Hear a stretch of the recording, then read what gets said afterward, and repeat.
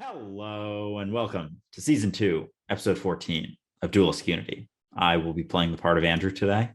I will be playing the part of a very excited Ray. I'm just going to sing some of our praises this time first up because it's been a very exciting week. This month, once again, we've almost doubled our audience size. In general, our community is growing, it's thriving. Discord, we have over 220 members now, most of which are actively talking to one another, sharing their artwork, sharing their successes, sharing their challenges. It's very exciting. We're over 1,000 subscribers on YouTube. That's a new development, so I just wanted to share that with everybody, and thank you for joining us on there. If you haven't joined us on YouTube yet, please do. We'd love to see you. We do toss on occasional extra clips. We talk about our Patreon channel on there, and of course, we're going to do different things on there from time to time, including eventually a YouTube live show.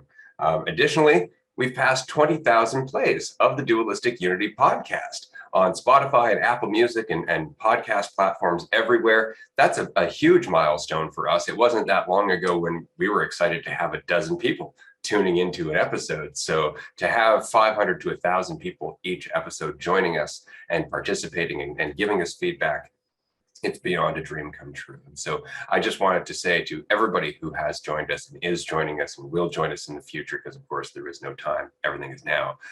Thank you. It's exciting to have you here, and I'm very, very excited to see what all of this turns into. Yeah, it was cool to look at the numbers. Ray and I were just looking at the numbers. He shared a screen with me, and we were seeing just the performance of the podcast. And it's fascinating too, because there's no difference. Like there's really no difference in anything about how we feel going into each episode or the mentality of the conversation when we were in our first or second or third episode, when there was like, I don't know, 5 to 10 or 15 people listening, to now when there's, upwards of 1,000 people, if not significantly more for every episode. Like every couple of days we're getting numbers like that. So it's been awesome to see, but it's also just cool to remember and remain in the mentality that we've always been in, that we're just having a conversation for the sake of having one, with no direction or direction, but with no goal whatsoever. And just seeing where it takes us. No preparation for any episodes. Still to this day, no preparation. We just start talking, and then eventually we do the intro and then just continue talking, and people have resonated. And now we have Discord and Patreon, and we're doing all of these different things, and we never planned for any of it. And I think that's some of the beauty in this, is that it's just, we're seeing where it goes just as much as anyone is. We're seeing where it takes us just as much as anyone is watching where it goes. And so it's been a fun ride, and I think we're both just enjoying it, hopefully as much as you guys are enjoying listening to it.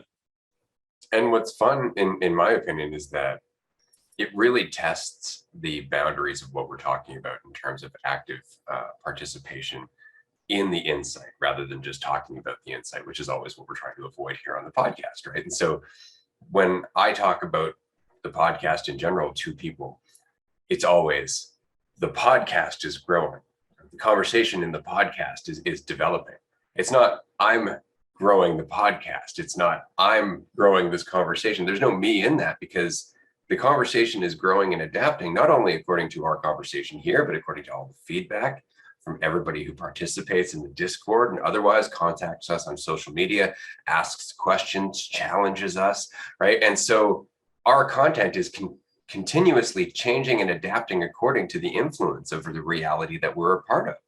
And then we're expressing that through reality again for somebody else to take and adapt, and it goes full circle, and the ripples just keep changing the pond. And that's what excites me about this the most, is that has been the point, that the conversation itself, whether you're having it by yourself or with others, is transformative. Because you can sit in a room by yourself, just talking to yourself through all of this stuff, dealing with your doubt, dealing with your fear, dealing with the idea that you are what you are, or that you are what you think you are, and then totally change the entire world without talking to a single person, simply because you're no longer in the same chaotic state of mind. And you are sending out ripples all the time. I find it fascinating, because we've talked about this previously, but even the human heart sends out a vibration that's measurable up to several meters away. Right? And that's just measurable up to several meters away, which is more indicative of our limitations in terms of technology and measuring instruments rather than the limitations of that actual field, right? Which means that we're constantly rippling back and forth. And as we've said, that's often why when you walk into a room, you will feel the vibe of the room, right? And your response to that vibe is largely going to be dictated by the distortion that you're experiencing caused by your commitment to the illusion of separation, right? And so there's so much that goes into that. And I just wanted to mention again, in the previous episode, Lucid Living, we gave a free coupon code for a copy of our social anxiety and worry workshop. If you haven't found that coupon code, I do believe there are still a few copies left. Go back to Lucid Living, give it a listen, because there's a lot of insight in that episode. But the social anxiety and worry workshop really gets to the crux of how we can take the experience we're having in regards to our environment and turn that into an opportunity to learn more about our ability to adapt. So it's really about making the most out of every experience we have, rather than trying to get out of the experience of social anxiety. It's learning to look at it and transform it into something else. And so if that's something that you're interested in, I definitely recommend you go and check out that workshop. It's 5.5 hours long. We did it over 4 days. There is a lot of content in there. And I can't recommend enough that if you're dealing with just general worry or worrying about judgment, worrying about going into new situations, say you have a job coming up or going into school, that workshop will help a lot. And of course, if there are no coupon codes left, and you don't want to buy the workshop, you can also participate in our latest marketing campaign, where you can go into a public place. It doesn't have to be hugely crowded. It can be just a few people. Look at your phone, record yourself just saying something along the lines of, I am conquering my social anxiety, or I am getting over my social anxiety, and hashtag it dualistic unity, tag Andrew or me, and we'll get in touch with you and we will give you a copy of the workshop for free, just because that is the first and most important step, is to decide that you are making that first and most important step. Yeah, in the recognition, just the simultaneous recognition that you are not what you think you are, and continuing to question that idea and seeing opportunity in every situation to continue to almost perpetuate that idea that you are not what you think you are, and prove these ideas wrong of what you think you are.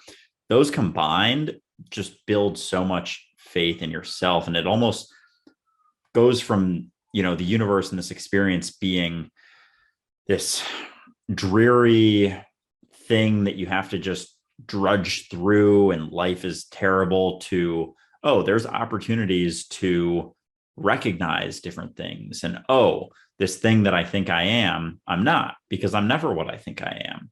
And those things in combination have been extremely transformative just for myself. Like, that is the experience that I know. And that is what I see day to day, is just the continuous questioning of what I think I am kind of builds on the opportunities that I see for myself. And then the opportunities that I come across day to day build that faith in myself, which continues to allow myself to continue questioning. And it's like this crazy cycle that just peels back everything about what you think you are, and simultaneously allows you to experience and take those first steps of faith without knowing where it's going to lead you. And it's from something as simple as starting to speak without knowing where you're going to go with it, to something more concrete, like doing something you're very much afraid of, in this whole situation that you're afraid of, putting yourself out there,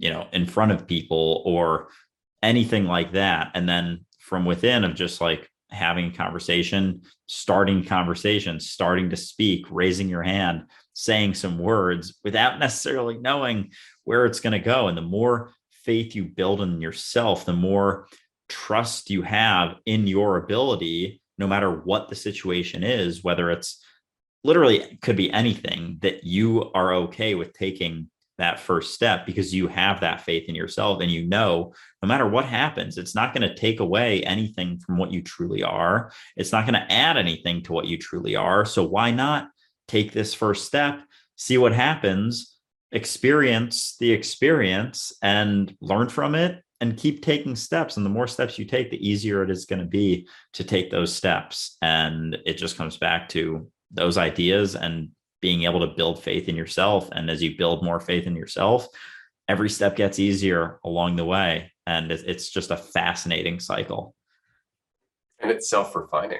This is something I was saying to somebody else on TikTok yesterday, and he's going to potentially be a guest in an upcoming episode. So I'm not going to spill the beans as to who that is yet, but we were just talking about the process of oscillating in and out of clarity, right? And as we oscillate in and out of clarity, we lose our balance, we find our balance, we lose our balance, we find our balance. We start to get better at finding our balance. We start to get a better understanding of what balance is, of what clarity actually feels like. And so the process of oscillating in and out of clarity starts to get narrower and narrower and narrower. And all of a sudden, it's because you recognize what clarity is. You start to actually feel it when you're losing clarity. That's something I've expressed to life coaching clients in the past, that at one point I used to watch my thoughts and I would catch them for the drag that I knew that they had in terms of pulling me back into the illusion of myself. Now I can feel that thought coming before it ever manifests as an actual cognitive thought. I can feel my perception changing to myself being real as an illusion of as an idea. And immediately it's like, whoa, no. I'm going to stop doing that right there. And it's just like, why am I doing that? And I'll start questioning again the perception. And the perception is always, fear. The perception is always separation. The perception is always a need for control, or a need to judge, or a need to try and establish some sense of value. It's always within that dualistic perspective of reality and myself. And as soon as I recognize that, it starts to go away, and the thoughts just subside, because the thoughts aren't the dominant issue. They're not the primary concern. The thoughts come from your overall perception of your relationship with reality, right? And so as long as you see reality as separate from you, your thoughts are going to echo that. They're going to validate the perception that keeps you focused on them. I said this in a TikTok video recently, and a few people asked me to explain. That's what this is really all about, is that if you perceive yourself to be divided from the world, your thoughts are going to validate that perception. They're going to give you a lot of reasons that you are divided from the world. And you're going to want to entertain those thoughts, resolve those thoughts, cope with those thoughts, all of which justify continuing to look at the thoughts.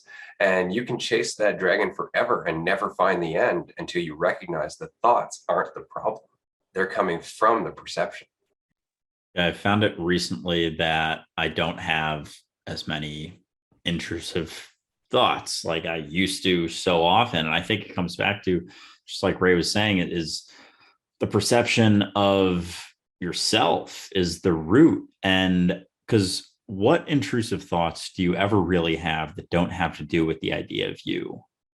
It's so often that is the crux of it. Like, that's what you have thoughts about how other people are perceiving you, or what you are good or bad at, and all of these things. So as you begin to more clearly see that you are not what you think you are, as you continue questioning what you think you are, all of a sudden, if there isn't as much of a sense of you, and like a sure sense of this identity that you have built, and you are just here and now, always just some awareness here and now without so much identity, what are you going to have an intrusive thought about? Right? Like, that's really what I've been recognizing is I recognize that I'm not Andrew, that I am a nameless being here and now. I identify as Andrew for convenience sake, but I know it isn't what I am. So it's almost like I have a tough time thinking of what intrusive thoughts can I even have? What thoughts could infiltrate my mind that would be so terrible and difficult to deal with? Because they always, every single time, essentially had to do with my perception of myself and my idea of myself, and my fear of someone judging that idea of self, or worrying about what someone thinks of this idea of myself. But as soon as you begin to more clearly see that that is not you, that anything you think that you are isn't what you actually are, there isn't much to have thoughts and worries and fears about anymore. So your mind doesn't have that thing to base all of its thoughts around. And it's like, all of a sudden, you're just walking around recognizing yourself in everything, not having a localized idea to have intrusive thoughts about. So that's how that's kind of worked in my mind, as I have more clearly recognized that I'm not what I think I am. But I think it's very much in parallel to what Ray was just referencing in his explanation as well. And it's funny, this goes back to something that somebody was saying in Discord in regards to working at a job that you start to realize you don't resonate with anymore, right? And it's because you got that job because of how you perceived yourself. Typically, that's how it works, right? And then you realize, oh, actually, this job doesn't define me. I don't get any value out of doing this job. And when I start to look at the nature of the job, I realize it's not necessarily what I want to do. But all of that in mind, it pays the bills. There's some security here. At least I can, go out and do things that I enjoy with my loved ones. I have some degree of freedom as a result of trading some of my time for this job. And so maybe I can get my preferences out of the way and find some lessons within this environment that I wouldn't if I was just complaining about it. And so there's that option. I can make the most of this, which is the nice part about not committing to your idea of yourself, is that you are not invested in an illusion. So you're not invested in the path that validates that illusion. So you can change your path at any point. Life becomes option rather than investment and risk and cost. And that's really how we think about it when we think about our identity. Like, I have so much invested in of myself in this, that if I were to just walk away, it would be wasted time. It's like, no, you're still you. You've still grown and changed and adapted. You are a different person now. So that served a purpose, regardless if you see that purpose or not. But there is this point where, while you can make the most of that experience, you can also decide that you're done making the most of that experience and just go in another direction. There is no right path. It comes down to, what do you want to open yourself up to? What insights and challenges and obstacles are you ready to go and put in front of yourself, right? Because that's really what it is. We're always trading some degree of comfort and security for insight and change, right? Every time we hold on to something, that's us resisting the unknown. That's us resisting what could happen if we let it go. So there's a balance of that in life. Enjoy what you know. When it starts to become an addiction, when it starts to become a source of unhappiness for you, then that's usually a good sign that it's time to change and go in a different direction. And once again, go through the cycle again. You will once again get to that new environment and go, yeah, this is awesome, until it doesn't resonate with you anymore, because you continue to change. And that's where we tend to get tripped up in relationships as well, is that we get connected to the familiar, because the familiar is a source of certainty and therefore an addiction. Yeah, it's kind of funny because that person you're referencing from Discord actually spoke to recently, because they are a tier 2 patron. So they got a free one-on-one with either Ray or myself. So I handled the one-on-one, and it's pretty much and I'm interested to see what they think of this episode, because that's more or less what we talked about. And some of the things that we brought up were, one of the other things that I thought of was, or that we discussed, was the idea of bringing the idea of a job you don't like into every situation that you have within that job. And our reality is moment to moment. Everything we're doing is moment to moment, but we always bring these ideas of our preferences and what we like and don't like. And, oh, I have this job that I hate. So like everything you do within that job, even if it is an opportunity to improve yourself as an overall human being, because you're weighed down by your opinion of the job as a whole, you can't see that the moment to moment actions that you're taking are being diminished based on that idea you have about the job. So, and quite frankly, I can resonate with this a lot, because I struggle with the same thing time to time. Like, I have a full-time job, Ray has a full-time job. We may have certain preferences about these jobs. Obviously, we really enjoy doing the podcast. I would say both of us enjoy it more than we enjoy our day-to-day jobs, as we've discussed. But when you bring your preference into the moment-to-moment actions that you're taking within the job, it's only going to make that job more difficult. It's only going to make your experience more difficult. But when you can see it as outside of this idea of a job, or kind of peel back, similar to peeling back the idea of yourself, the idea of this job and your thoughts about the job that you have, and you can just see it as a neutral thing. And instead of having everything that you're doing day to day within this job that you hate, you can just think of each action as an opportunity to grow yourself as a human being, and almost like gamify it a little and see it as like, oh, I like this week for work, I had to give a presentation that was like, or a training that was pretty long to like a bigger group of people, like 20 people on a client. And I saw it more so as this is an opportunity for me to improve my public speaking skills, ability to communicate this other thing that I understand that other people don't understand as much, and try and bridge that gap. No differently than on the podcast, we are trying to bridge this mentality of recognizing that you are the universe. You are the universe experiencing itself without so much identity. How can we meet people with where they're at? So as you start to see every moment as opportunities to recognize different things about yourself and the world around you without all of the very heavy labels that you have about the broader scope of whatever you're doing being categorized within, be it a job or any other type of situation, there's less weight going into it, and you can see things a little bit more clearly and then we actually touched on some of the other things Ray brought up, and just the recognition that, you know, there's opportunities in everything, and when you are able to set your preferences aside and see things a little bit more clearly, similarly to what I was just saying, there is more opportunity to grow and learn than there ever would have been if you bring this idea of whatever you're doing into every situation that you're doing within that situation. Yeah, it's funny, right? Because we can change our situation. We can actually quit our job, go to another job, and still bring the same narrative, the same problem, the same preferences, and same opinions with us, and completely repeat the cycle. And that happens quite a bit, right? And it's like, oh, I've always got the best luck. It's like, well, you're changing everything in your environment except the content, which is you, right? And this is something that actually happens quite a bit in life coaching.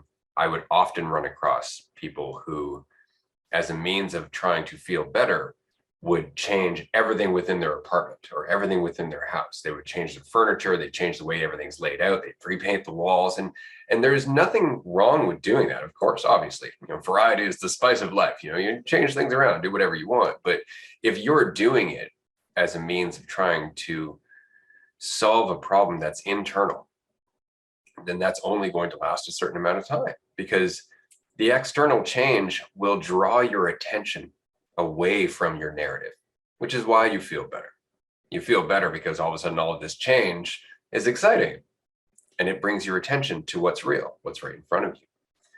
But then eventually you're going to start identifying with that environment again. You're going to start identifying with the choices you made or the things that you've decided to put in your environment. You're going to start thinking about yourself again, and you're going to end up back in the same problem, because the problem wasn't the environment. The problem was the lens with which you are perceiving and experiencing that environment from, right? And so it's very important to remember that while our external is a part of our consideration, the internal has to be an equal part to that consideration, right? And I mean equal. You can't just focus on the internal either, because then what you'll end up being is a very happy person in an insane asylum, which doesn't help anything, right? And so it's worthwhile to work on yourself and then adjust your life accordingly. But what I find funny, and Andrew and I were talking about this before the episode, is that as you do that, as you go through this process of changing yourself, changing who you are at work, therefore changing the relationship at work, and often changing where you work as a result, because everything shifts as you go through that process over and over and over again, your reality, your external, does start matching your internal more and more and more. There is an alignment that happens over time as you oscillate back and forth between balancing the internal, balancing the external, realizing that they're both the same thing and just continuing on the path. And I was saying to Andrew that I find it personally very funny that at this point in my life, when I look at my external environment, I go for a walk every day in an environment where I am actually surrounded by bunnies and ducks and deer and cats. And it's very much like I live in a kid's cartoon. Like, everything in my environment is really quite pleasant and quiet and serene. And that wasn't through any effort to get to this. This was just me going through the necessary steps to keep myself alive, to take care of my family, to learn the next lesson, just, you know, one step at a time. Because as I've said many times, the direction of our path is more appropriately set with the quality of each step that we focus on. When we focus on the direction of the path itself, the quality of each step actually suffers, and the direction of the path diminishes in quality, if there's any better way to put that. Basically, the less you focus on where you are, the more you're going to end up going somewhere you probably don't want to be. Yeah, the importance of each step along the way. Set goals all you want, but utilize those as more so directions than end all be all requirements for your sense of whole and completeness that you're always embodying here and now. But yeah, I know we discussed this. We wanted to touch on the idea of belief, I guess, and situation we had this past week that wanted to touch on. So essentially in our Discord server, we had a conversation, a discussion, and it was I loved it. I fucking had a great time. And I know Ray in the past, throughout his past 20 years, has had many discussions with people and questioned many people's beliefs and recognized in his own life many paths that led to many different consequences. And so, as anyone who has gotten to, what is this, 26th episode, we have over 30 with roundtables and everything. We fucking question everything, literally everything. So our Discord, which is called the Dualist Unity Discord server, something like that, it literally has Dualist Unity in it, of course, is going to question everything as well. It's not Ray's Discord server. It's not Andrew's Discord server. It's the Dualist Unity Discord server. So it's going to be a more or less product of or embodiment of the podcast in a way. So just to explain to those who may not be in the Discord server, if you listen to the podcast, definitely get into it. Someone posted a video that had to do with, I think it's EFT tapping, and it was a TikTok, and it basically started out like, oh, get ready, April 12th is this amazing day for doing all these things to, maybe it was manifesting, I don't know, something along those, manifesting.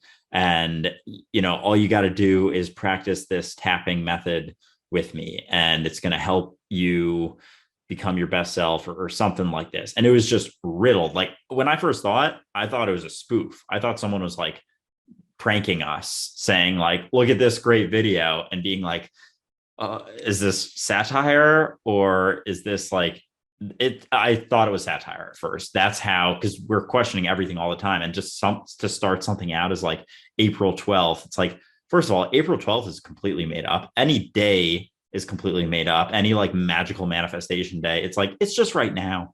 Everything else, we have labeled different things in different ways. They're completely made up. There isn't anything magical about, August 8th. That's just a span of 24 hours, one, rotation that we have labeled as April or August 8th. Like, there's nothing special about it. So we talk about that all the time. Like, it's just right now. And so basically the first comment, I think, Ray, I'll let you, because you handled the first part of the discussion, and then I didn't see it until the next day. And then I got into it and had my own little back and forth with it. But I'll pass it over to Ray just to explain that initial process and his perspective on it. There was so much that happened in this conversation, and it was so educational. Like, there was so much going back and forth, not just with the person that, of course, posted the video, but also with all the other members of our Discord as they tried weighing in on this, because I come across in a way where I'm just stating what is. Like, I'm at a point in my life where I'm not in this to make friends. I'm not here to be liked by any means whatsoever. And so I just tend to call things as they are. And it's not that I'm putting them down so much as genuinely just not wanting people to hurt themselves by investing in another illusion that takes them farther from the place that they're trying to get, which is the point of this podcast, or the point of this conversation. And so when the video was posted, I had the first reaction that Andrew had was, what? Where'd this come from? And of course, not everybody who comes to our Discord server has listened to the podcast. So I just thought I would address it. And it wasn't so much that the video was about EFT or tapping, because had it been just about tapping, that would have been a different conversation, because then we can actually talk about, the foundation of tapping, what the positives are, if there is anything in that that does have an ounce of truth, or if it is all snake oil. Like, we could have talked about the modality itself. But the video wasn't just about tapping. It was about, again, this special astrological date, and just follow along and don't ask questions. That was the other part of the videos that the creator said was, just follow along with this tapping and don't worry if you understand. And immediately my red flags go up, because you're asking me to follow along and go through something and just believe. And it's like, okay, I've been down this path numerous times. And so I just mentioned, I cannot stress enough how dangerous this can be, in terms of being another belief that will get you stuck thinking that you need to jump through a hoop that you don't, to find a level of completion that you've always had. And that went over like a lead balloon, as it often does. And it was because I was looked at as being arrogant and self-righteous, and how I was telling them that, there is a certain path that's right and a certain path that's wrong. And that is not what non-duality is all about. And of course, that led to a fantastic conversation about the fact that this has nothing to do with non-duality. Non-duality is a label for this conversation. And unfortunately, it ends up being labeled as a philosophy or a belief, which is not what this is about. This entire conversation is just about identifying fictional conceptual illusions versus the experience of what is. And that requires self-honesty, and requires us to recognize when we are going through the motions of something simply because of how it's going to make us feel, rather than because it's actually necessary. That's what this conversation is. And that led to a bunch of other conversations about, even trying to help people in the world is inherently dualistic. It's egotistical, because you are still trying to do what you think is best for them. And that's true. And I wanted to mention that we're not trying to help anybody. That's the beautiful part about this podcast, because to me, there is nobody. We're all one. So this is just the movement of the whole. I am just participating. And as things come into my reality, I process them and express the processing of them. And I do that verbally or physically or otherwise, but that's what's happening. And so when that video came into my reality, I processed it, I expressed it, I discussed it for what it was, right? And it wasn't because I was trying to help so much as just this, oh, look at that, an illusion, let's rip it apart. Because that's what my life has ended up becoming, is that, illusions come into my life and I immediately start processing them. Now, if that's just because I want to, or because I like to, or because my life has adapted to a point where that's just what I do now, that's a whole other discussion. But I'm not trying to help anybody. It's like I was saying about this podcast. Andrew and I didn't make this podcast to be helpful. We made this podcast because it's the next inevitable expression of our own growth, which is the next inevitable expression of your growth. Even you being here and listening is participating in this growth. It's all one ripple. There is no division whatsoever. And so when this person came into our Discord with this video, I addressed it as such. Here's an illusion. Let's talk about it. And of course, the problem is when your identity is invested in the illusion, you can't listen to an insight that threatens the illusion, because it threatens your identity. And that's where the conversation went. Yeah, it certainly went. But it was, it was a lot to read through, and a lot, just so many things going on with it, like within the broader conversation, like different perspectives being weighed in on different things. And there was just on a side of it, so much identity coming with it. And not only identity of themselves, or maybe it's the same thing, like being identified with yourself and being threatened by the insights being expressed. And then so painting an identity for everyone else that you're having the conversation with, and needing out of necessity to label other people as, for example, a self-righteous guru, which Ray couldn't be more clear about the fact that he isn't, and hates being called a teacher and a guru, because that is not what he is. He is you, just another incarnation that is not divided whatsoever. But So then, yeah, I read through all of that. And for those who are listening, I highly recommend you go through that conversation because it was extremely informative, I think, for everyone. Initially, I was like, ah, shit. Yeah, almost everyone. But initially, I was like, ah, shit, this person's like going, very identity focused and blah, blah, blah. And like this is like kind of a weird look in the server. But then I was like, this is perfect. This is awesome. This is people need to see this in action because this is what we talk about. And it was clear because that person eventually left the server was like how it ended was they left, which I know Ray has talked about many times that people run to the hills once they go through this conversation for long enough and just recognize whether they admit it or not that they've been clinging to a belief, an identity, a narrative, and eventually they can't continue discussing it because it's so clear, and it's so clear that they out of necessity are vilifying everyone who is disagreeing with them, that they just have to go away. But yeah, so definitely go back in, check it out.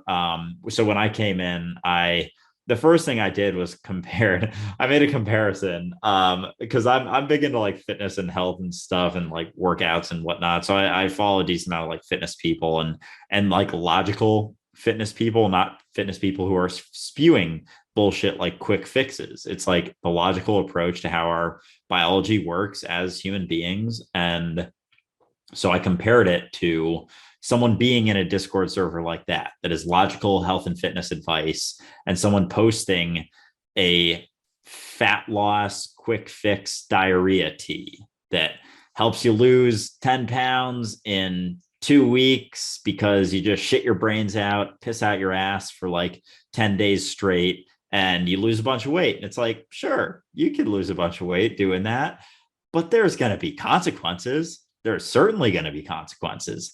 So if someone posted something like that in a fitness Discord, of course, they're going to get 100 people being like, bro, what is this? Like, do you not recognize the consequences of this? Like, sure, maybe it works for you. Maybe it worked for your friend, but there's obviously consequences. Maybe they're more obvious in a diarrhea tea, but that's why why Ray pointed out the consequences, because he has been down so many fucking paths and seen so many consequences that he discusses all the time. And so all he's doing is recognizing the consequence and calling out the consequence. There's nothing, it's not like it's so much deeper than that he's like coming at this person for posting it. There's not an identity, it's just a message being recognized. So yeah, I compared it to a diarrhea tea and then just clarified that, there's nothing wrong with that. There's nothing wrong with belief. There's nothing wrong with religion. There's nothing wrong with holding on to affirmations and manifestations. There's nothing wrong with any of that.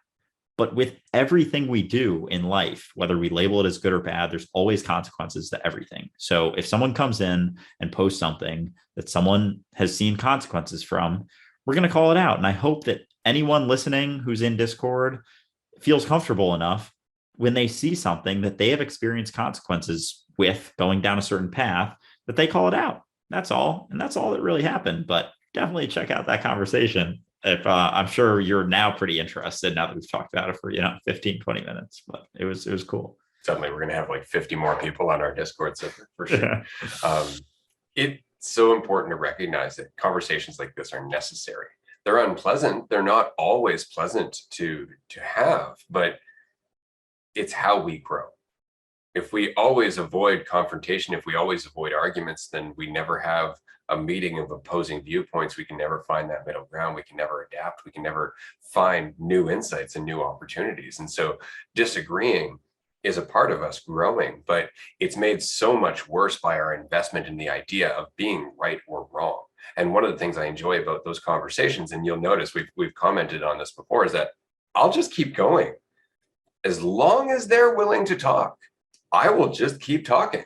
And it's because I'm not going anywhere. I'm perfectly willing to go through all of these insights. I'm perfectly willing to explain my point. I'm perfectly willing to go through this as long as they are, if they actually want to find an insight, if they actually want to grow. But that's often what happens, is that they don't. They just wanted to promote whatever it is that they were attached to.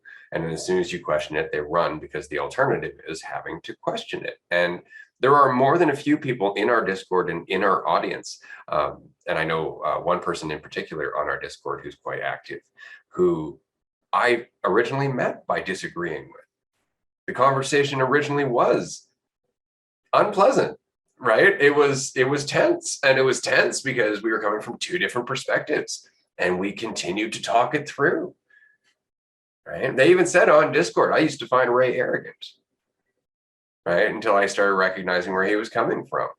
And that's the whole thing. And so, yeah, I'm willing to sit down and go through it. I'm willing to sit down and talk about this because I have nothing you can threaten. I'm not trying to be right, so I'm not worried about being wrong, right? So we can talk as long as you'd like to, for sure. But that is why I'm often so excited about this podcast. Everything that this podcast is about, the growth of the audience of this podcast. And somebody mentioned this on Discord, and I wanted to bring it up because it was a really nice thing to say. And we really do appreciate these comments, even if we don't necessarily always respond to them, because of course we don't want to be like, yeah, me. But somebody was saying how they appreciate the fact that we are out here week to week, having this conversation publicly, going as deep as we do without any concern for the public's response to this conversation, because it's a difficult conversation to feel comfortable having. It's a difficult conversation to feel that you can just bring up with your friends. And as we start talking about different ways to have this conversation, you don't necessarily have to go straight to the "we are all God" point, but you can talk about little variations of that insight along the way. People are feeling more comfortable breaching this with their friends and their relatives. I mean, Tyson, who was on the last roundtable, Tyson is talking to his friends. He's 19 years old, just sharing an insight here and there that he's having without necessarily needing to convert anybody to being a believer, without anybody needing to follow him or identify him as a particular type of person. And that's causing ripples. And I love everything about that. But it really just comes back down to the fact that we have to be willing to work through this stuff ourselves. We have to be willing to question. We have to be willing to look at all of this stuff. And that's why I get so excited about dualistic unity and the growth of the Discord. And that's why I will always have this conversation. I've been having this conversation for 20 years, whether people liked it or not. The fact that people are joining me now and liking it is just a bonus. I'm just glad you're all here. Yeah, absolutely. It's just cool to see the recognitions and the conversations. And yeah, it's like, I don't know. It's been a lot of fun, and it's interesting that people sometimes see it as like this thing that they're afraid of having and discussing, because it's not like I haven't had difficult conversations and people around me haven't been resistant to what I talk about, but I've never seen it as something that's that frightening. I guess I have experienced it a little bit when I recognize that, you know, the world around me is seeing things much differently and is so invested in the illusion of duality that they kind of need it for that life support in a way, and to continue existing in the way that they do. So this directly questions it, but I just enjoy having it. Like, it really comes down to like a selfish ideal of just, I like having this conversation. And like Ray was talking about before, like, we did not create this to help anyone. Like, it's just, we enjoy having the conversation, so we're having the conversation. And so this brings me to kind of a question, but just a recognition that I've had that, especially in the spiritual community, there's this idea that everything is love and like everything is loving kindness. And this was actually brought up in the Discord server a few days ago when we were having this discussion that we've already talked about. And I've always found that kind of fascinating and interesting, especially in this discussion, that it's like those are still just dualistic labels and words. And it's like part of that discussion was like, they were kind of saying that Ray wasn't being loving. And, you know, they're basically preaching, if you want to grow a community based on this stuff, like it needs to be based in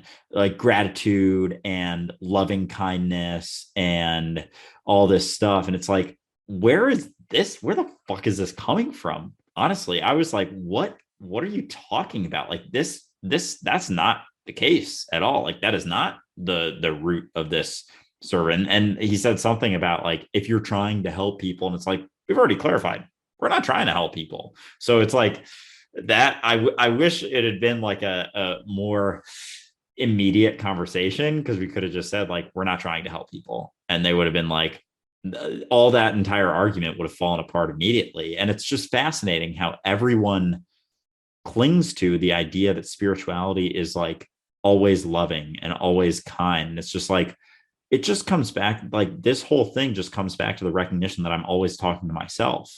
The loving kindness isn't required, except for that you sort of, it's like a natural byproduct of the recognition, but again, is simply a perception.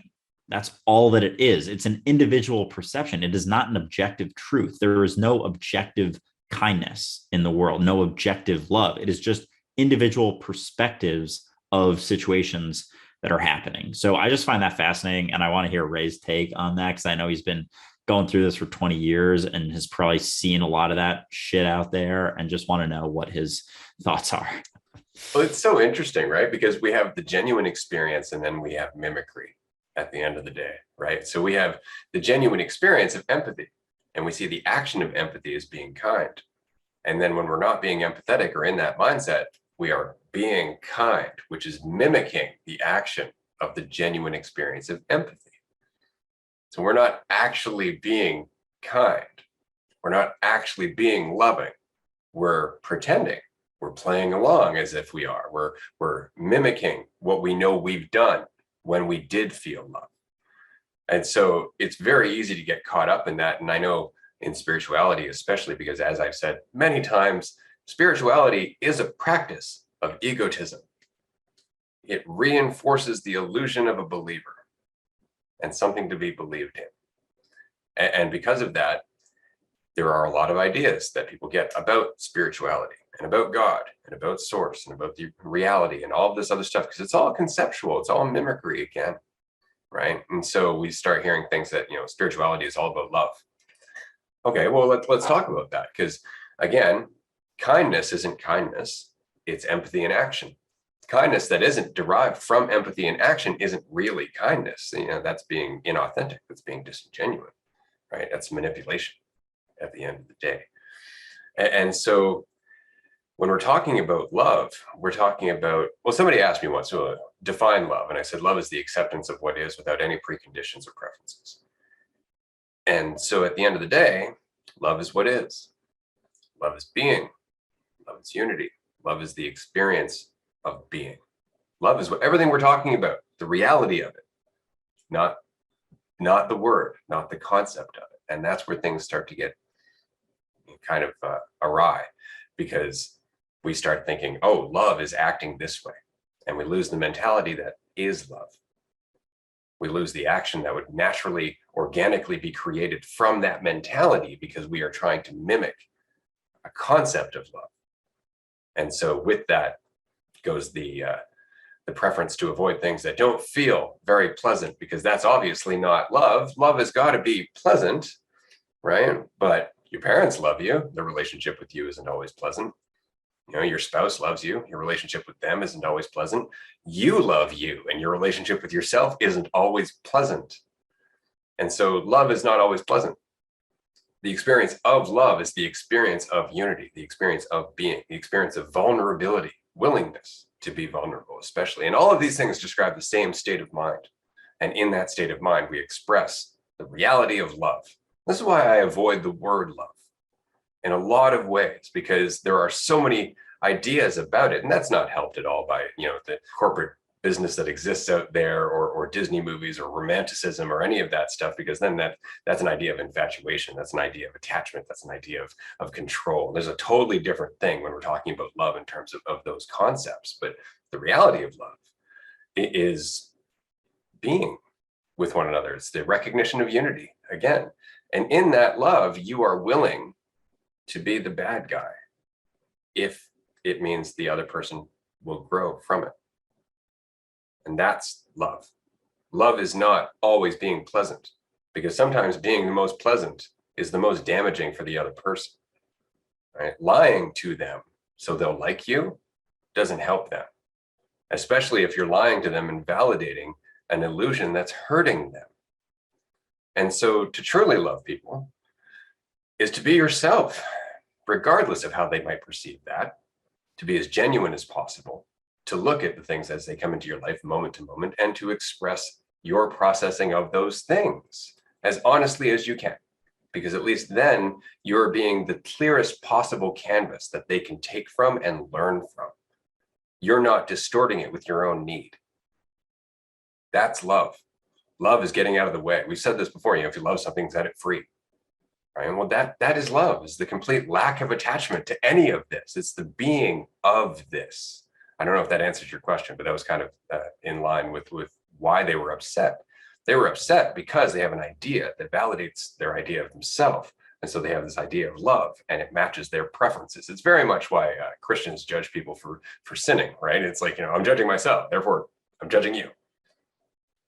Yeah, it's fascinating how much that has overlap with the idea, kind of like you said, the idea of being yourself, and that being when you're not trying to be anything at all. And when love becomes a concept, it's something you have to remember, and you start to remember or try to remember things that people do when they are being loving. And you have like this checklist, and it's similar to morality and rules and things you have to follow instead of just embody when you're not trying to be anything at all, when you're not clinging to an idea or a concept of yourself or the idea of love.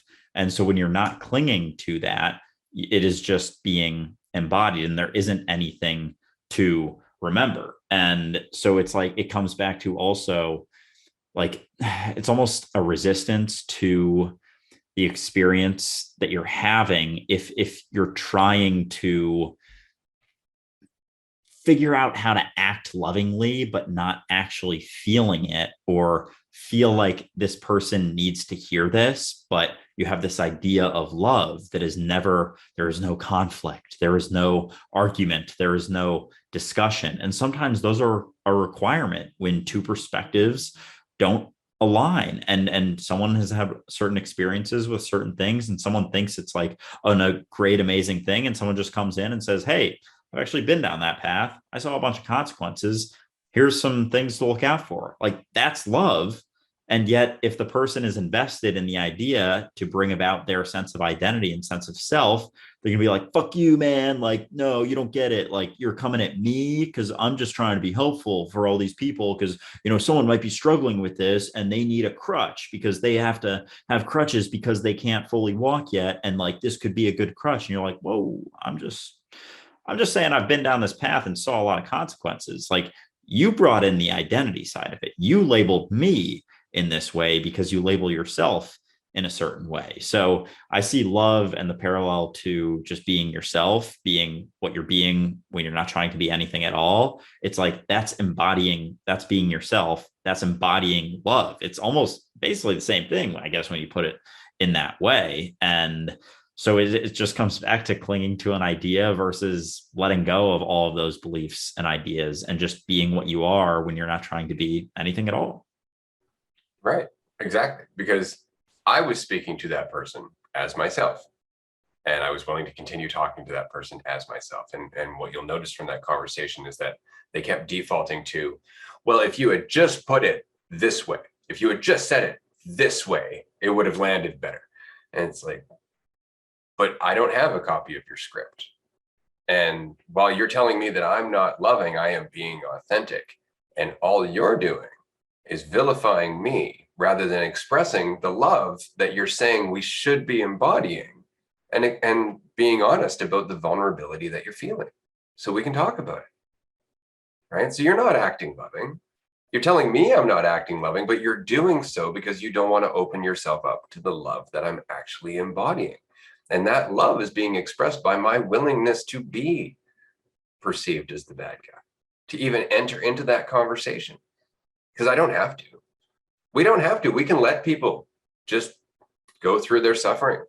We don't have to get involved. There is no right path, right? And so if you're going to speak up, and you're going to do so because you want to, not because it's helping, but because it feels like the right thing to do based on who you are and who you've become and what you are in that moment, do that. Do that. And that is love. But you're not always going to be appreciated from it for it. And it's important to remember that it's not that you're not being loving just because somebody can't recognize that you love them.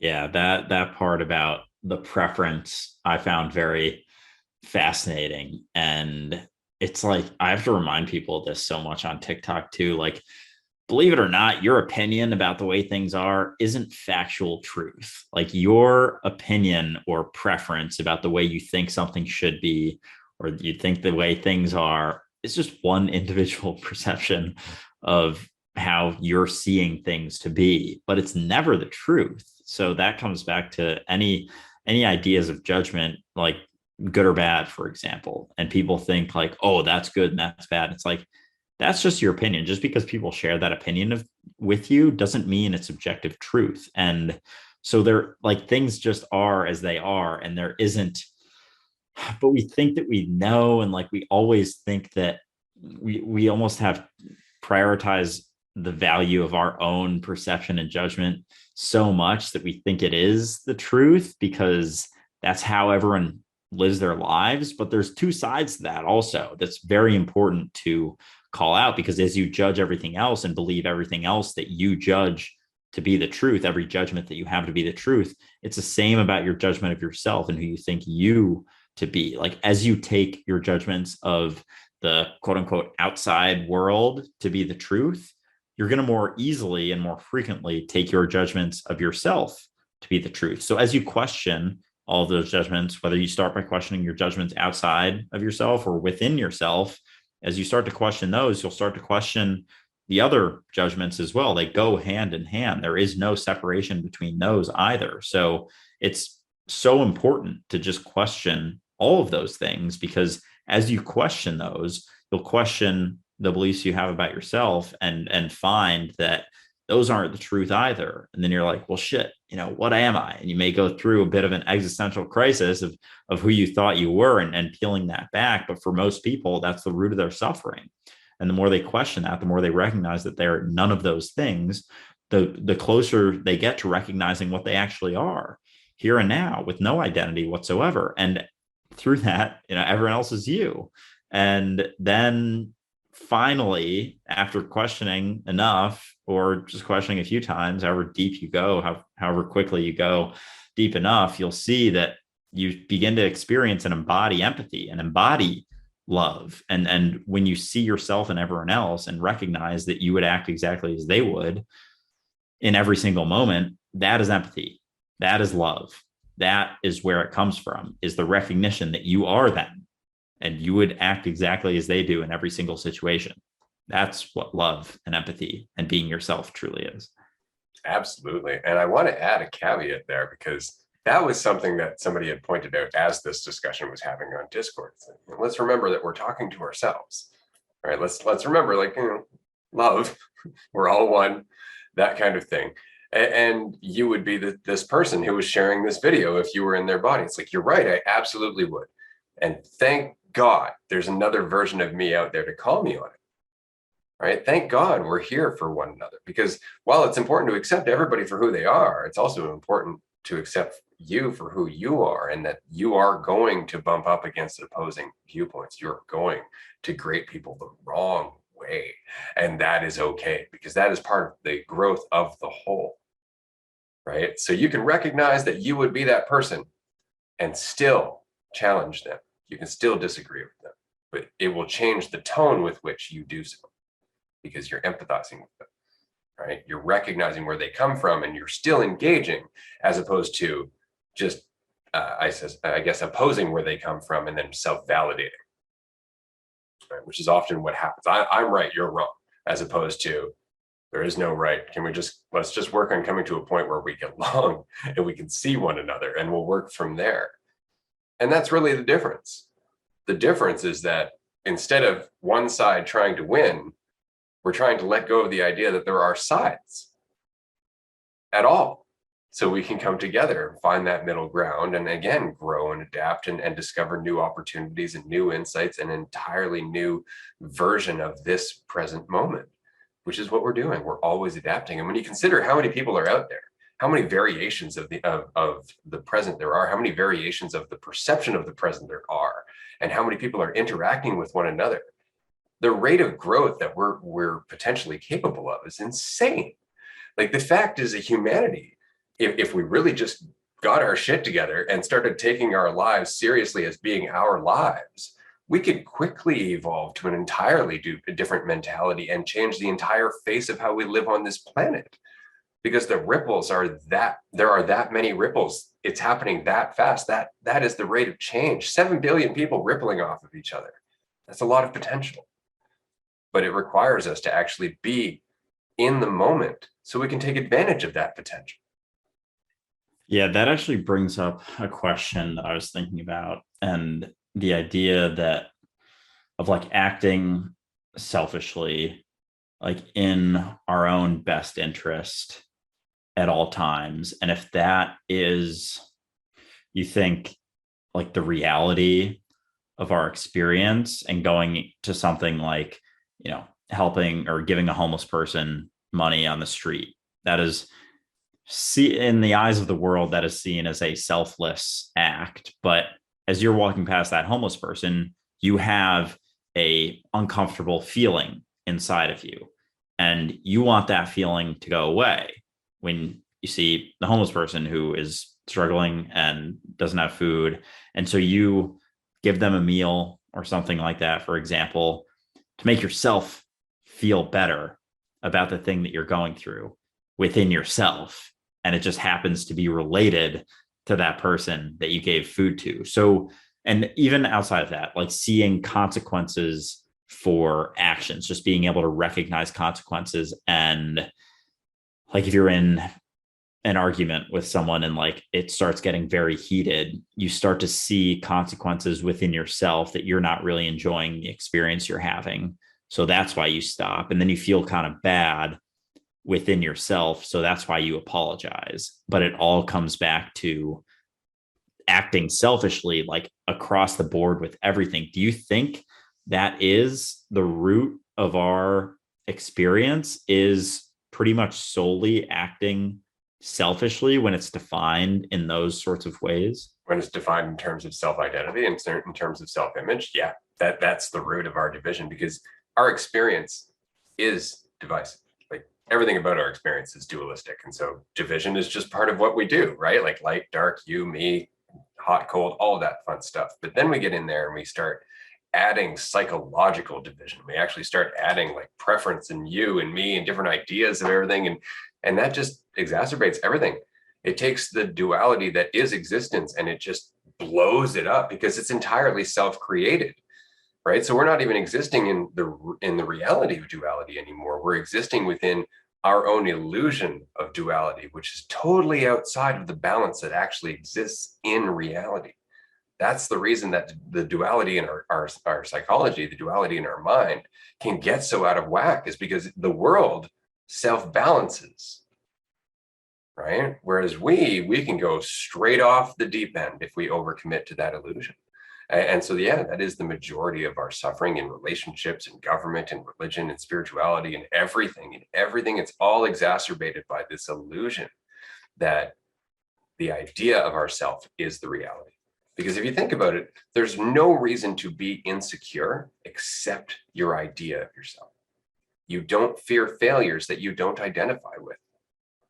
That is the simple fact. If you're not afraid of failure, you will try and try and try and try. And it won't even matter if you succeed, because the trying itself is the growth, right? But as soon as you start thinking that failing, not achieving that end point, not achieving that thing that will solve your lack defines you, then you're afraid to try anything.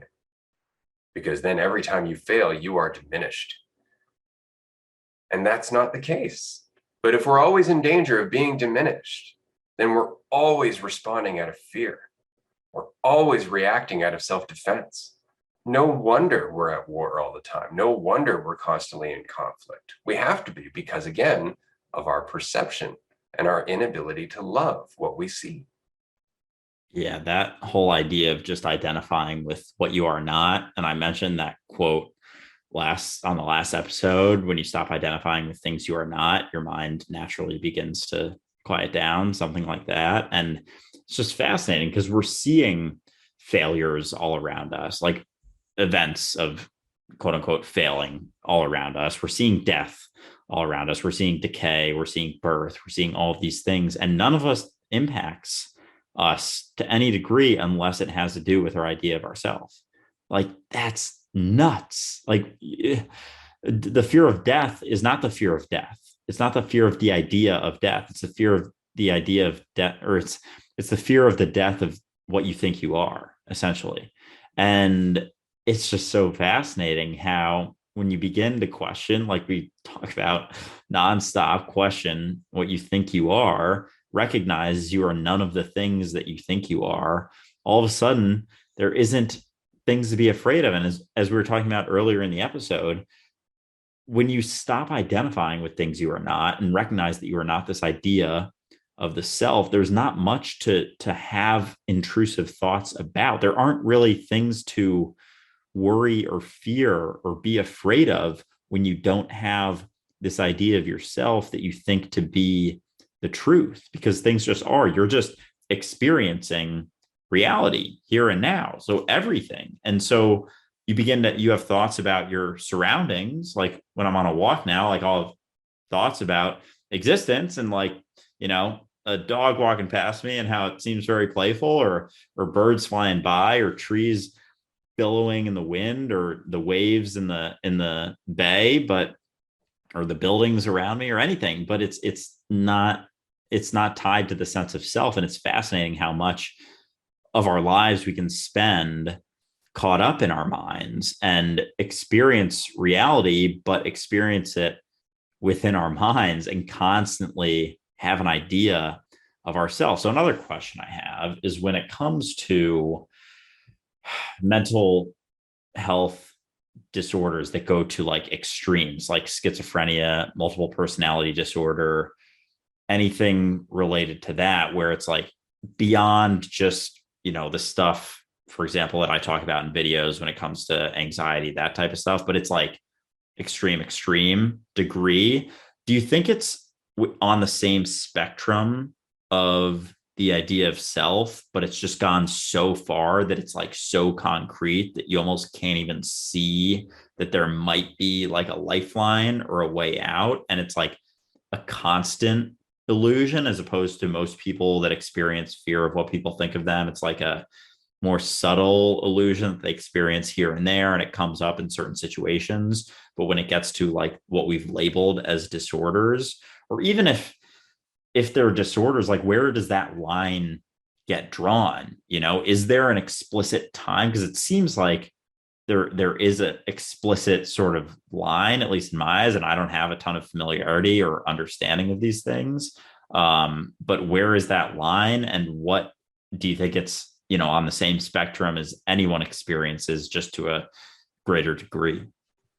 It's like we were saying in episode 1, that a habit continued long enough starts to appear like intelligence, right? And so in terms of mental health, and again, I'm not talking about all mental health, because there are situations where it's caused by biology, it's caused by head trauma. Like there are factors that are affecting the processing of consciousness within that body. So that's an entirely different conversation. But when we're talking about multiple personality, when we're talking about bipolar, when we're talking about disorders, typically a disorder is a pattern that is so ingrained, so reflexive, that the person isn't even aware that they're doing most of the time. And for me, for example, I used to suffer from OCD in a big way, and I still do, if I'm in a certain mentality where that OCD flares up and makes sense. And that mentality is always stress, always when I feel doubt and a lack of control, and all of a sudden I'm repeatedly going back to the stove to make sure it's off, right? I'm repeatedly going back to the door to make sure it's locked. I haven't done that in years, but I know very well where it comes from, and it's because that was a habit that I learned over time to cope with uncertainty, to cope with my fear and my doubt and my idea of myself, because OCD is very much they call it a doubter's disorder, right? It's a lack of faith in yourself to a very large degree, right? And so yeah, that's what mental health often is. And disorders are habits that are carried on for so very long that they almost feel like they're out of control for that person. Now, in those cases, there are lots of studies that are being done. And I particularly like the studies that are being done in terms of psychedelics and therapies for disorders, because as we know, psychedelics reset your default mode. And that's the habit. That's where the habit sits, right? And so as soon as we reset the default mode, and this is true for addicts especially, suddenly we're in a state of mind where it's like, why am I going through that loop? And it's because we're outside the loop, so we can actually look at it, right? And that's the benefit. And so I often think that psychedelics are going to be a huge step in terms of mental health. And this is why I was enjoying one of the guests that we had, I think it was roundtable number 2, where she was working with psychedelic therapies. And it's because that's very much the problem, is that we end up, how do I put this? We disregard how vast our mind is. We don't think of it in terms of like being a geographic universe of its own, but our mind very much is. You can start at a certain perception in your mind and get so carried away in that perception, event after event after event, that you become totally convinced that that's the only perception that exists. And it's like walking down a path deeper and deeper and deeper and deeper into a mine, right? Like that's very much what it is. All of a sudden you're just surrounded by mine, right? And it's because you've wandered down that path and forgotten about the rest of the landscape. And that's what can happen in our consciousness. That's what can happen in our mind. And that's, again, like why I would suffer from OCD, or why I used to suffer from depression, is that I would walk down that path that was so familiar that it would seem real. And it wasn't until I went, I've been on other paths. How did I get on this path? And I start thinking about it rather than just investing in the reaction to the path itself, which is so difficult to do until you start to recognize that the reaction to the path is what's keeping you on the path, right? That's it. It's like, oh, it's real. And then you're stuck. And that's it. It's not until you recognize, oh, I can take off the VR helmet and I'm totally out of that reality, right? Just by questioning it. And I want to return to questioning actually really quickly, because somebody asked me, actually, this has been asked a few times, because we often talk about questioning as being a very important step on this path. And it is an important step on the path, but it is only a step on the path. And what I mean by that is not that you should ever stop questioning, but that there will become a point, or there will be a point when you will no longer assume. And so you're just naturally not questioning, you're just not assuming. And so everything is inquiry, everything is curiosity, everything is enthusiasm, right? But until that point, question everything, because the habit is that we attach to things, which is why we question, to remove that attachment. That's the whole point. So questioning is not the path, but it definitely does help us find the path. That's really interesting, because I've found myself more and more recently, all the time, not assuming immediately, but I had never thought of it in that way, that like, oh, I don't need to question that because I'm not going down an assumption about it. So like there isn't questioning. It could almost be labeled as like immediate questioning, but it's like there's just nothing to, there's always something to question. But it's like you don't have to question a belief if you don't believe in it in the first place, because you're so quick to recognize it for what it is. And going back to you talking about like going down a path as an individual and getting so deep down a path that you forget that you're on a path even, or don't recognize that you could turn around and go the other way. Do you think there's, I guess it's always, as above, so below. So do you think as as a race, as a human race, we have been collectively walking down a path for a long time, and some people have been recognizing that there is a path, kind of like Plato's cave in a way, that there's so many people lost in whether it's seeing shadows on a wall or just being on a path and not recognizing that it's a path, like Plato's cave, not recognizing that those are just shadows and they're not reality. So on the path, it's like not recognizing that this is a path that we have gotten so deep down that we believe to be the truth, but it's just a path in existence. It's not actually the way things have to be or the way things are required to be. And so it's like we're all kind of walking down this path, but some recognize that it's a path, some don't. Some have turned around a little bit, some have gone super deep down the path, but it's like a collective sort of path that we're walking down. That's what came to mind as you were talking about the path. And it's always the case that any individual mentality we can get lost in, we can get lost in collectively, because we are the collective, each of us individually. So as we get lost in things, the collective gets lost in things. But there is, a sense of momentum as well, as enough people, when there's a shitload of people being like, hey, we're on a path. This is a path. It doesn't have to be the only path, but we can also turn around and go this way. And when there's 2 people or 3 people or 10 people doing it, everyone's like, oh, fuck off. Like, you're full of shit. Like, you don't know what you're talking about. But then when it's, 10,000, 100,000, a million people, it's like, oh, that's a lot of people to be saying that same thing. Like, maybe there is some truth to it. And I think of it also like religion, for example, because that's a big reason why so many people validate it, is because, oh, well, so many people believe in it. Like, that's fucking arrogant of you to be like, this is bullshit. It's like, well, have you ever looked into it? Like, have you ever questioned it? Or have you just continued going down this path with blinders on, not recognizing that you're even on a path that is rooted in control and manipulation? So I just recognize a little bit, like, it's interesting to think, is there a collective path that we're going down? I think there is, but yeah, curious your thoughts too, right? There's so much there. I'm going to compartmentalize all of that just because, wow. In general, so I would say yes, that we have been on a path. Now we'll talk about whether or not that path is necessary in a second, but I think it goes back to even what Jesus was saying, that there is the wide path traveled by many and the narrow path traveled by few. And the wide path is identity, ego, the perception of separation.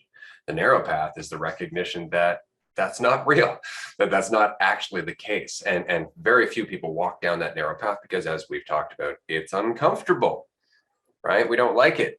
We're having a party. Stop shitting on the party, right? But as to whether it's necessary, because again, we're all one, and this is all a process unfolding. It's just as we were talking about in the last episode or the episode before, about how even our human form is an expression of duality expanding, right? Well, our society as a human form is also an expression of our duality expanding, us going through a period of confusion, us going through an experience that we don't understand to find clarity. And so while the narrow path is there and more people are traveling it, it's kind of akin to when you're at a party and everybody's having a great time at the party, but you have to wrap up at a certain point, and nobody wants to talk about that. And more as the night wears on, more and more voices are like, it's getting late. It's getting late. Shut up. It's not getting late. And more people are like, but it is. It's getting late, right? When that's the narrow path, that's what's happening, is that, we keep going down this confusing road that is bringing us again and again and again and again against this brick wall, which is the insight that we're not what we think. And we keep hammering ourselves against that brick wall.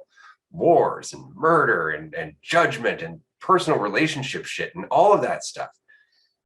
Because the narrow path is bound to become the path after we get through this confusion, right? Because it's getting late. and we can only avoid it for so long. So as to whether it's necessary or not, I don't know. It's part of what is. It's the journey. It's the process, as always, cycles within cycles. So I think that that's very, very interesting. But yeah, I do. I think that that's what's been happening, is that it's not even about paths so much as, we were confused. Now we're starting to learn from that confusion, right? But there's so many of us, or so many of me, that it's very easy to get lost in the perception of the many. So many people don't get this yet. If there's one person that does, that's everybody getting it on some level. And then it spreads.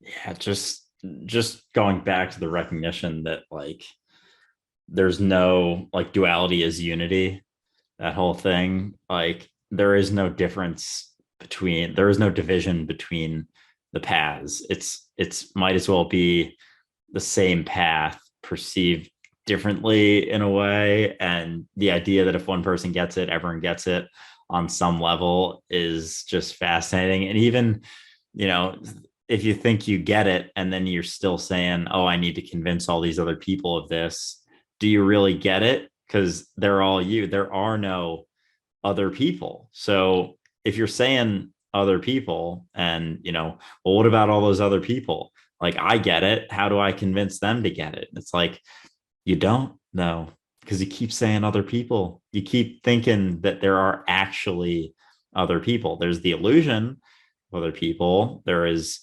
identity that we have gotten lost in that makes us think that there are other people, but there aren't actually any other people. You're just talking to yourself. So that recognition is stark, and I can see why people would want to run away from that, because there isn't any responsibility to foist onto anything or anyone else when you recognize that it's all you. And it's like, oh man, there's just so much. That goes back to what we were saying about mental health, right? Because if you think about it, collectively, we have committed to this path that is making us unbalanced. We have collectively committed to a disorder on a global level. And so each of us, our thoughts within that collective consciousness, slowly working our way through the confusion. And so just as an individual can get caught up in the path and forget that the path isn't reality, and as soon as they realize the path isn't reality, everything starts to change. The same is true for us collectively. But when we talk about this, how the solution is recognizing we're all one, immediately people who are not there or not looking at it that way go, well, what about war? What about murder? It's like, right. All of which are the result of us collectively being on this path for so long, right? That's the point, is that the problem has been exacerbated over time. It's grown over time. It's still the same problem, right? Which makes it even more important that we address it as such. But it's never going to be, oh yeah, we're all one, everything's fixed now. It's going to be a process of each and every one of us tearing down our walls, recognizing there's nothing to defend, there's nothing to fight over, there's nothing to struggle over. We're all in this together. And slowly, our reality will adapt to that relationship, to that environment that we are making it, because that's the environment that we are becoming. And then our global government changes, then our relationships change, then our society changes, right? But to say like, oh yeah, it's all well and good, it's not going to end war. It's like, well, not overnight. And if you're thinking about it that way, the real question is, do you want war to end? Because it really sounds like what you're doing is defending the current way you see the world. And we know where that goes. Yeah, damn, that reminds me of some conversations I've had with people about just different things in society, and them, explaining how, like, why they happen. And, even just with the US government, just with, inflation's going up. So interest rates are going to rise, and that's going to like balance it out. And there's these different things that happen. I'm like, you not see the overarching theme here of us just thinking that we're not all the same thing. And they're just like, what the fuck are you talking about? Like, are you on mushrooms right now? Like, that's the response I get usually. But it's the same with war. And it's like, people are like, oh, there's reasons for this. And, there's this alliance and that alliance. And this was questioned and that was questioned. It's like, I get that. I'm not going to discount that stuff, but it comes back to the recognition or the illusion that we aren't all the same thing. Like, and there's so many things that are almost like in the way of that, and a major one being religion, because that is such a identity driven, such a massive part of people's identity. And that just drives home division. That drives home the illusion of duality, that you are separate. You have a separate soul and you were made in the image of God. And God loves you because you follow him, and you have chosen Jesus to be your Lord and Savior. And you separate from everyone else.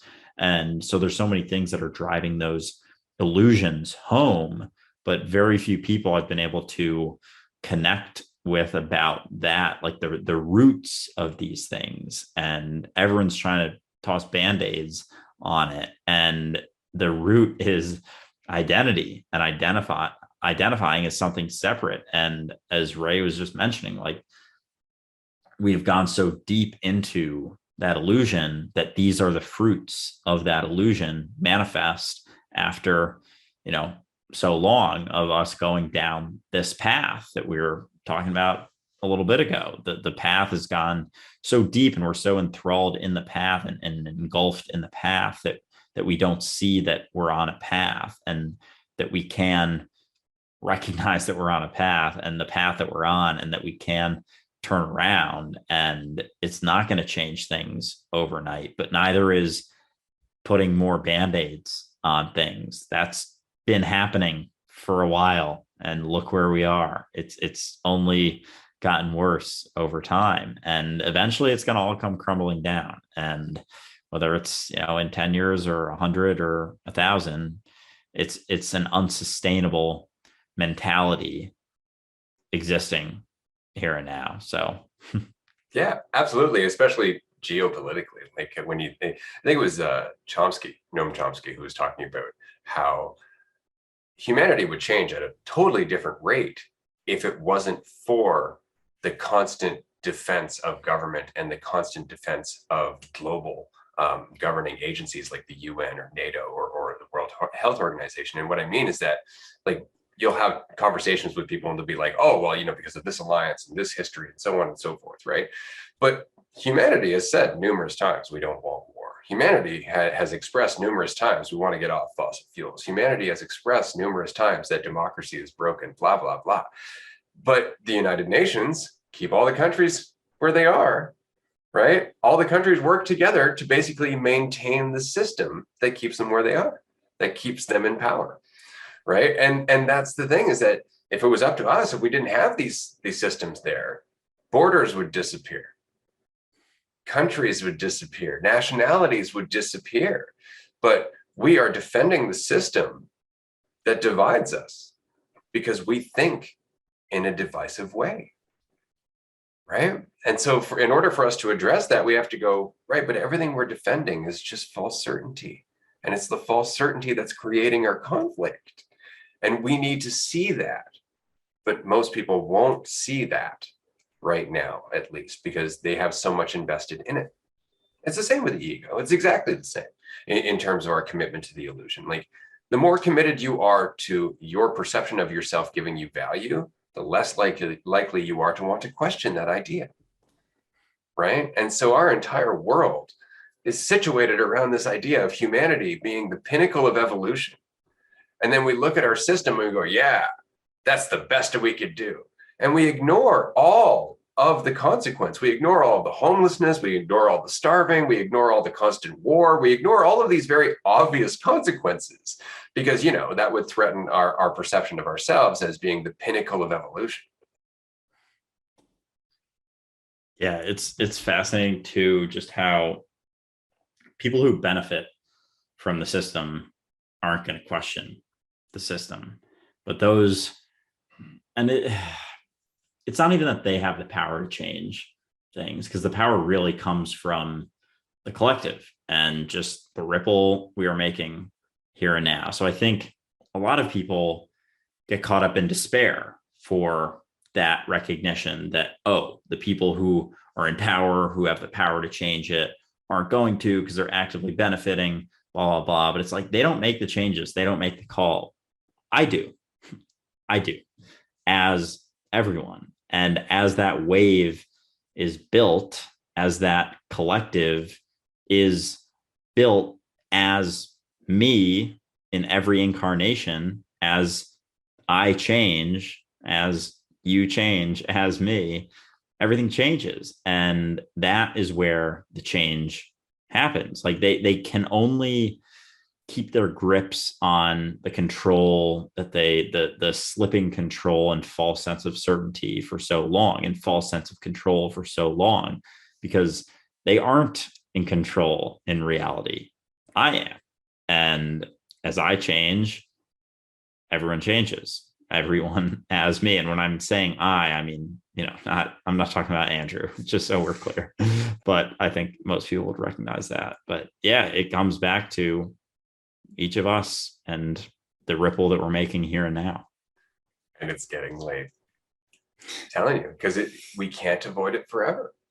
We can't. It's going to eventually end up either wiping us out, in which case we're going to start all this over again, right? Or it's going to diminish our population to the point where, we're basically starting over again anyway. And I think that might have already happened, because again, humanity's been around for like 250,000 years or something ridiculous. We have 10,000 years of written history. That seems highly suspicious for sure, right? But what I enjoy is that I think it's really interesting because, so I grew up in poverty. I grew up in a broken family, all of that stuff. I should have every reason in the world to want to hoard money and security and just validate myself. Like there are so many reasons that I should want to fill that sense of lack. And yet my life has led me to this point where I don't feel any lack whatsoever. And we're having this conversation. And what I enjoy is the fact that as this continues to grow, and I'm sharing this with our listeners, it's something we talk about on Patreon from time to time, but as this grows and as we start to monetize it, and as we get some advertisers on YouTube and as more people support us on Patreon and stuff like that, we just want to throw that money around. Like we want to actually just throw it around, because I don't need it. Andrew doesn't need it. I mean, for the most part, we just need enough to survive. So we're just at this point where it's like, well, why not show that it can be done? Why not help the rest of me in terms of just sharing the resources? This is not even help so much as distribution, right? And immediately I can hear the cries of communism.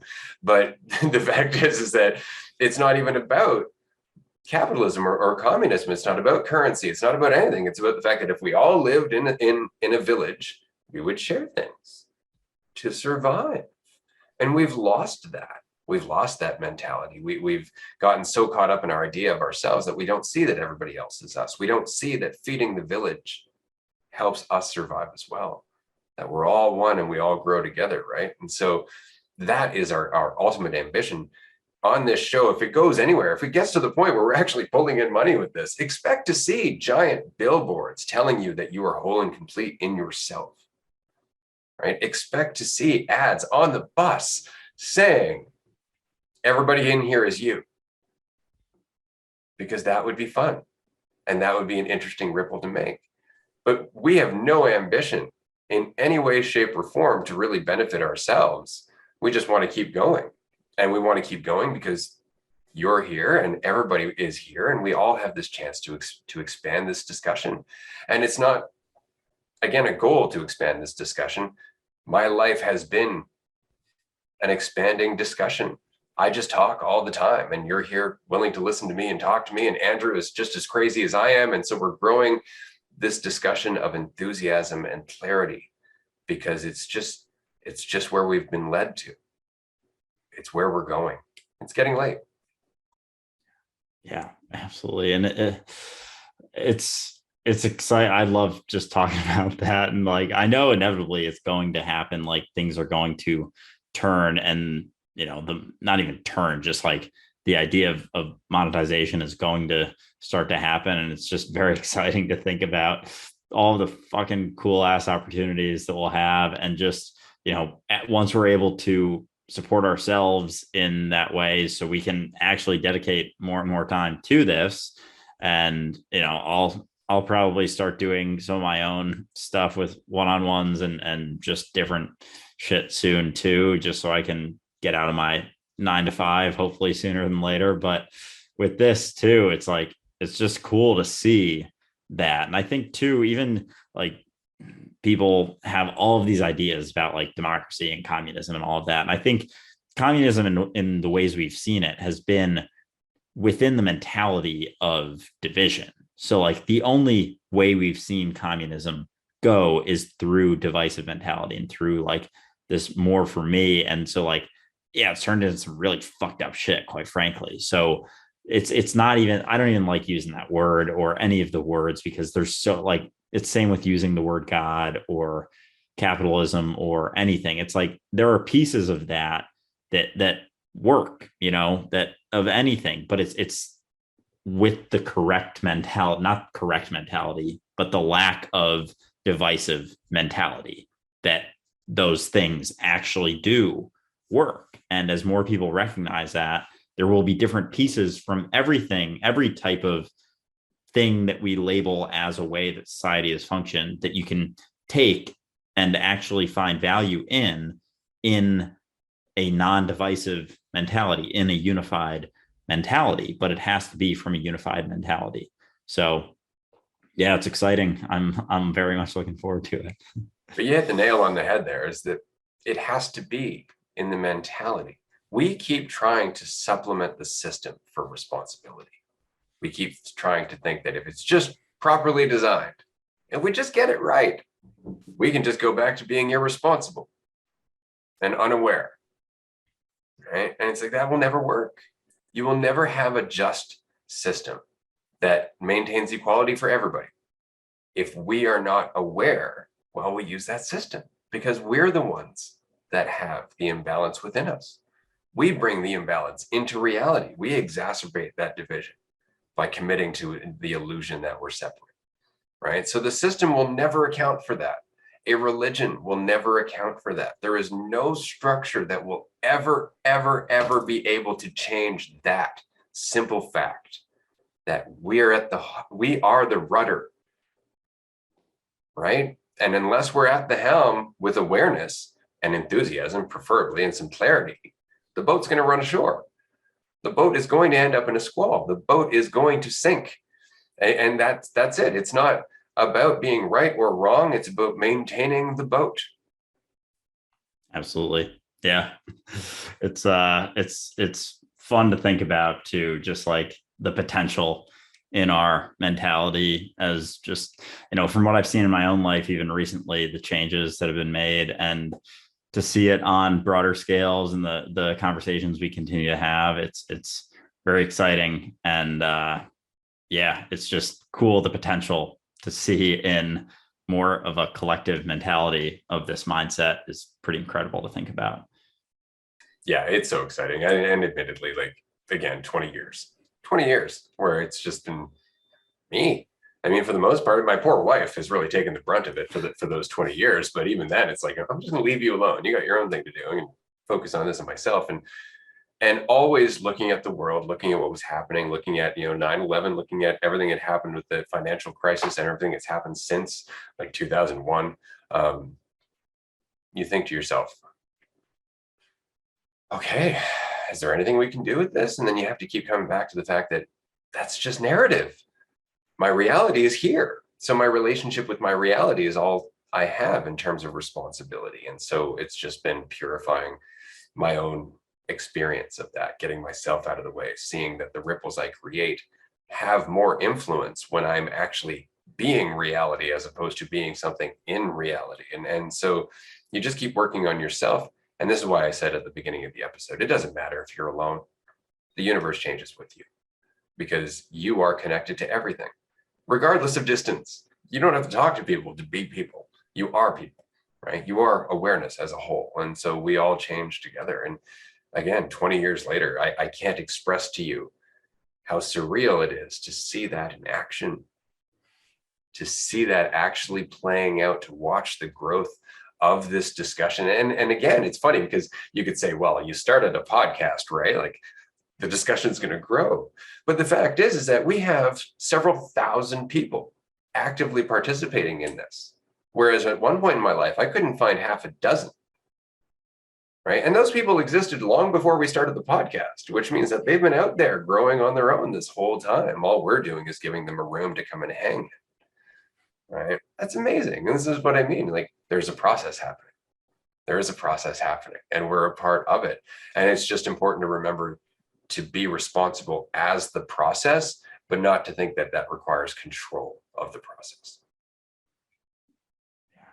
Yeah, absolutely. And yeah, even just seeing, in my videos, and I was talking to Sophie recently was mentioning how she saw one of my older videos and she was scrolling through some of them and she was like, wow, like it's really cool, honestly, to see the progress that you've made in these recognitions, because it's clear that you weren't as clear with a lot of this stuff not that long ago. And so I like when people see that, because if they think that, oh, this guy is like young and like clear and whatever, it's like, it was not that long ago. 24, 25-year-old Andrew was not like this at all. He was very much caught up in lots of different illusions and was kind of open to just believing in whatever made him feel better in the moment. And there's been a lot of shifts and recognitions that have been made over the last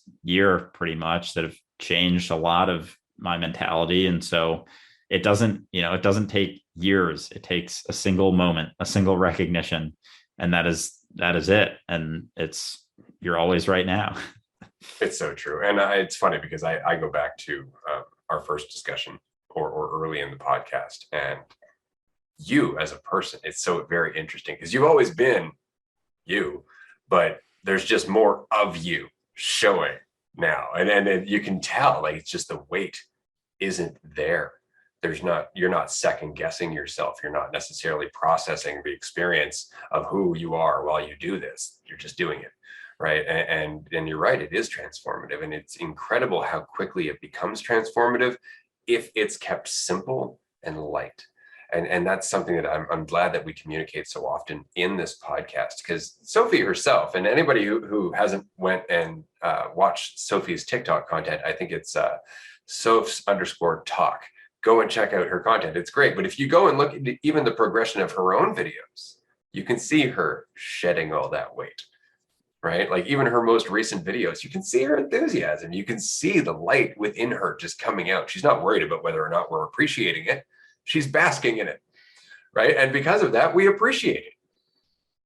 And that process is, again, the oscillating in and out of clarity. The more we feel that, the easier it is to get to that, the easier it is to recognize when we're not feeling that, right? And it becomes its own compass, but we have to learn how to feel it. And in order to learn how to feel where we are on the path, we have to learn how to feel the step that we've invested in, right? And that's it. As soon as we can recognize that the step we're in is either made of illusion or is based in reality, the path changes, right? And so that is individually and collectively what we're doing.